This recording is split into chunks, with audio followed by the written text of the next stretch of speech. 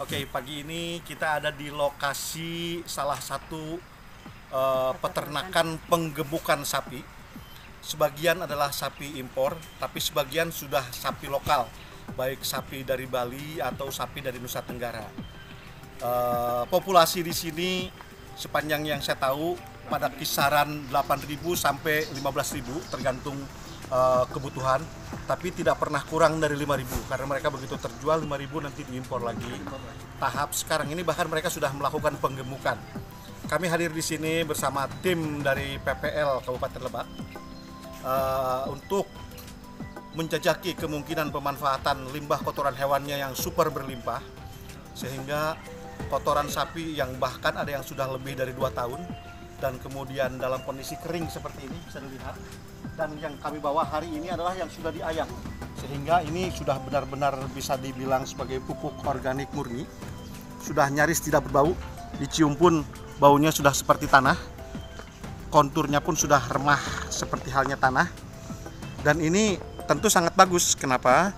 Karena dalam proses mereka menggemukan ini, pakan yang diberikannya pun adalah pakan yang selain hijauan, di sekitar sini banyak rumput yang super jumbo, juga diberikan konsentrat-konsentrat dan hijauan-hijauan yang diawetkan dengan cara disilase.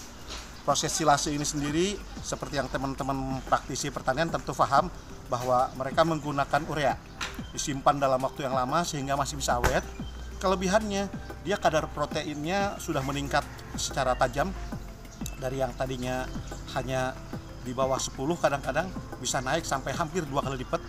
Dan sisi baiknya adalah proses silase ini menggunakan urea, sehingga bonusnya adalah kotoran hewannya pun kaya akan unsur urea.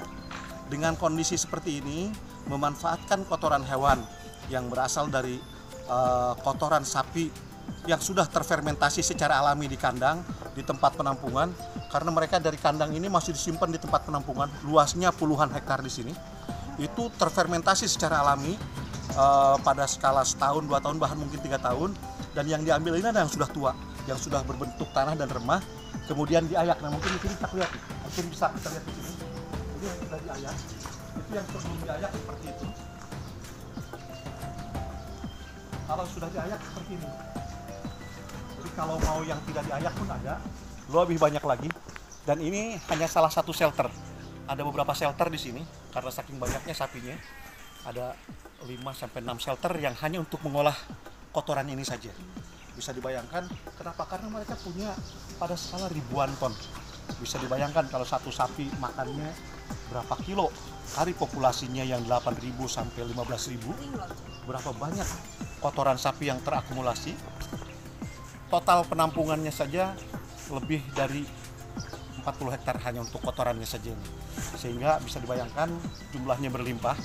Berapapun yang dibutuhkan oleh teman-teman petani di Lebak, insya Allah kita bisa mediasi, bisa kita maksimalkan, sehingga kita bisa bertani dengan pupuk organik yang berlimpah dan murah, lebih terjangkau, lebih terjamin kualitasnya.